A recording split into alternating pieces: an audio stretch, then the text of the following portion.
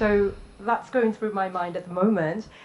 Before we go to the audience, can I ask you both to reflect a little bit on the factors that you consider when you decide to adopt some of the changes leading your own university in this context where technology needs to be embraced? And in particular, which technological interventions would improve teaching and learning and research to universities? So not governance, not efficiency, but teaching and learning as it affects the students. President Hwang, would you like to go first? Yes, I think it is, once again, I think it is really revolutionary in teaching and learning method. For last 15 years in our university, we began teaching and learning center, teaching and learning development center. But one of the reasons why we began that was to accept the new technology in teaching and learning. So teaching method has to be really improved every single year. And the other one was we really want our students, I mean it's female students, but I'm not saying that they are female students, there's a stereotype for female students or male students. But most of Korean students in general, up to the high school years, they are totally controlled by the school's curriculum only. So when they come to university, I really want our students to be more self-initiating. They can, more so from the teacher's point of view, if it is student-centered classroom, that is going to be really wonderful because we could draw all the beautiful ideas from the students, but by just taking old traditional style of classroom, in class, student sitting, professors teaching, unidirectionally, it really does not do too much for our students. So over the last 15 years, the university's teachers and students' interaction has been really improved by, I would say that by this digital revolution. We do have what we call problem-based learning or open courseware, Sookmyung network for open world. I'm just naming the new technology-based programs. The other one was blended learning. Of course, I think you all are quite familiar with it. And we actively ask our students to come into the internet-based courses. And they do take a TED.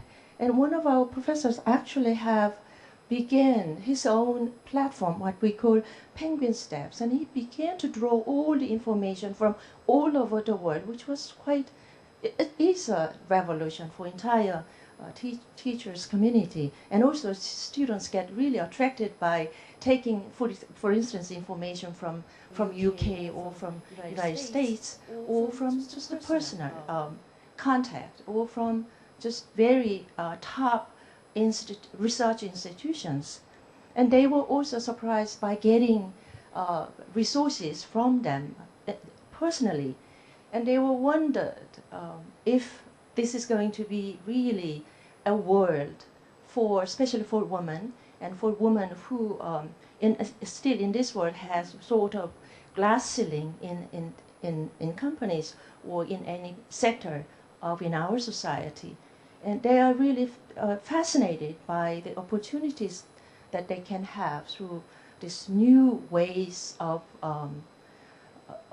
getting into the top-notch, not just the lectures, but the digitalized resources, quite enhanced one than the one we used to give in the classroom lecture only. So most of the faculty members right now are quite sensitive about taking this type of methodology in their classroom. And some faculty members are giving out questions right in the classroom while they are giving the lecture.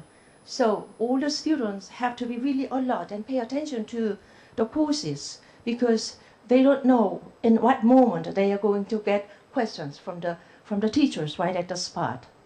So and as for this new technology, I think women are quite adaptable. I mean, they're quite good at adapting this new technology. They are quite good at language, of course, not just the English, but some other languages. Of course, there are Chinese and Japanese, French. All those languages, they are quite good at. But then as for using this new technology and also coming with English, I think our students are getting so much from it, and all of our faculty members are not quite reluctant. I would say that there is some resistance. There must be. And to be very honest with you, I am also quite resistant about using new technologies. I mean, giving out the quizzes right in the spot. I would just say, well, Miss Hwang, please answer my question. I can do it. And one versus many. That could be even more effective in some sense. And I could also get attention from all the students. But when the faculty members are giving out one specific question to one person, it is really amazing, because the person from that moment is thinking that, well, I am getting this question from my professor right at this spot. That's one-to-one communication in the classroom of 40 or 50 or sometimes over 100 students. It is a revolution, and I want to take that revolution to my school. Thank you. Thank you. I mean, that's absolutely fascinating. I think what you've just described there is how you actually see technology, introducing a level of intimacy between that relationship inside the institution that otherwise is missing, possibly, in the more formalized school structure that students come before they come to university. And often, of course, the challenge to MOOCs is that intimacy is missing because it's all online. But what you've just described is reintroducing an intimacy and a more personalized relationship that is creating the learners to be more creative and innovative and thinking, which perhaps the formal education system in your country and many countries in East Asia, it's something of a challenge at the moment. So that's very revealing. And the fact that you described that women are early adopters was quite attractive as well. Women certainly are not a minority, but if they are early adopters, I think that's revolutionary in itself. Okay, a slightly trickier question, and I think I'll come back to Vietnam for this one, because you're at the forefront of being technological. Could you describe where in higher education you think we can most benefit from technology, but instances where this is less so? So this is a question where we're thinking about all of our friends who would say that technology isn't a panacea for development and education. So, what are the positive stories to tell, but where are the negative stories to watch out for? Because there's one thing we know about innovation as well, is that you often fail to innovate well the second time round. So we have to have an honest conversation about where technology hasn't worked so well. So where has it worked and where hasn't it worked so well? And that one's for you, Mr. Minh. I think the most important thing we're talking about technology is because it's the increasing the productivity. I mean, in the general term, not only in education, but for everything. And it's very, very nice thing, because the ratio of the teachers and students in the world right now is about, depend on the countries and depend on the school, it's about 10 to 20 or 30. And if you compare with about 100 years ago, it's the same thing. Every other's industry is changed, but education doesn't change at that term of the productivity. And I think that technology, for the important, is raising the productivity of education. one professor at Coursera, he said, incredible. One course at Coursera, I have the student more than whole life teaching before for one course. So that the productivity change. But of course, MOOC is still have many problems. Thus only 4 to 5% students to follow to the end of the course, and we have to solve the problem. And I think at the it's worked very well. The IT is worked very well for the increasing the productivities. And sometimes we have to face with the trouble that is the new methods. Because if we look back at the, I think before we have film, movie, we have to go to the theaters to see some actors acting, and thus only about 100 people to see the acting. But after that we have movie, millions, 10 million, hundreds million, billions people can see the acting, but in different way. Because if we show the same way as you act at the theaters, no one will look at the movie. Movie is different than theater. And right now, university with technology is different with the traditional university. If you thus only take a video of the teaching, and so it should not work, and no one look at that videos for study, and we have to find another way to develop that. So that means we have to invest a lot for the how to develop the new methodology, new methods for learning and teaching with technology. Yeah, and I think we have some challenge, but we have a lot of opportunity for technology in education.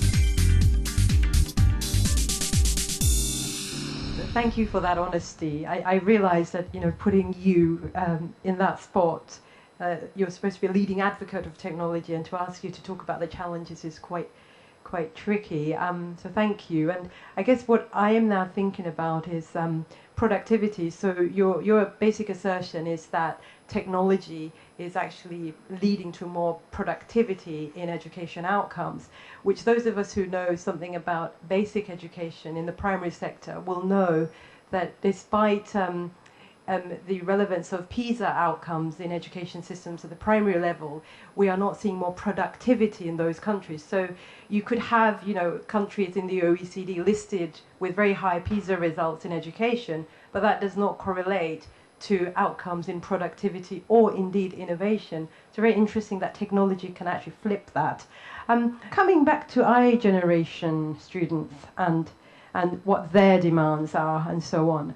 And the reason why I'm asking that question is because I think we need to be responsive to the demand and think about more accountability and more democracy in what our students want. Because so often with universities that are very much research-led, or universities that are focused around academic needs, I think the student experience needs to be centre, and so we need to know what the students want.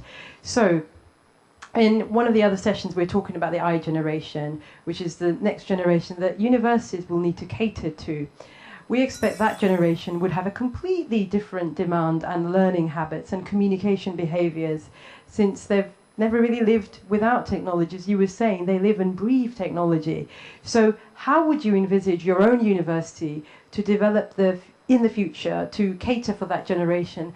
And also, I guess, bringing back the concern of the academic faculty here, who would argue very strongly that unlike theatre, where you have to adopt your acting technique and your content, it remains the same. expertise itself isn't that malleable. So yes, you can communicate expertise in a different way, but you don't want to dumb down that expertise. But how do you make that expertise relevant to the I generation? So I think I'll come back to that question for you, Mr. Minh, and then over to you later. I think that our generation will be very different than us. I look at my son. He's 11 years old, and he's totally different than us before. When we are with young, normally we have friends, the family members or the neighbors. But now he's got friends in internet. For some time he go to the for holiday. He meet someone who talking very nice, and they are sharing with the hobby or interests, the same interests. So they keep the contact, and they still follows it, and it's never happened before. And same with us. Right now, I think everyone have many connections, not by face-to-face, but via social network. And it's more interesting because if face-to-face is very depends on geography, and we cannot share ideas. There's only 1 year you can go to 1 or 2 conference like here or something like that, but you cannot keep the interest, the contact, the story with someone you want to share the interest. And I think our generation will be very different. And also the knowledge is not based on the library and the teacher anymore. Now internet has become the most powerful knowledge hot. And I look at my university right now. We have library, we have the online books, but the most thing the student look at is internet. Everything others, not the book or the store anymore. And they find the information, the knowledge very fast. I think faster than us. And that means the education for our generation will be changed. And the role of the university, the role of the teaching staff, I think will be changed to adapt. We have to adapt with the new generation. The difficult is not because of our student, but because of our staff. Because I think I myself and my colleagues is difficult to change than student. Students don't have to change because they born on the digital age, and we almost the time we have to find out how to adapt with the student. At the beginning, we build up a learning management system, an LNF, that has the forum, that has the chatting, but no student use that. And we have to change. Okay, I will use the student communication way, and we move our class to Facebook, and it's work. And I think that we have to find a way to adapt with the new generation if we want to stay in the role of the university. And if we ignore that, someone will replace us. And now many new ideas about the University of Futures, like some ideas were crazy, but I'm not sure that now we think it's crazy, but in the future it will be popular. And so I cannot say anything about what is the University of Futures, but I thus only say that the University of Future will be different or more diversity than the university right now.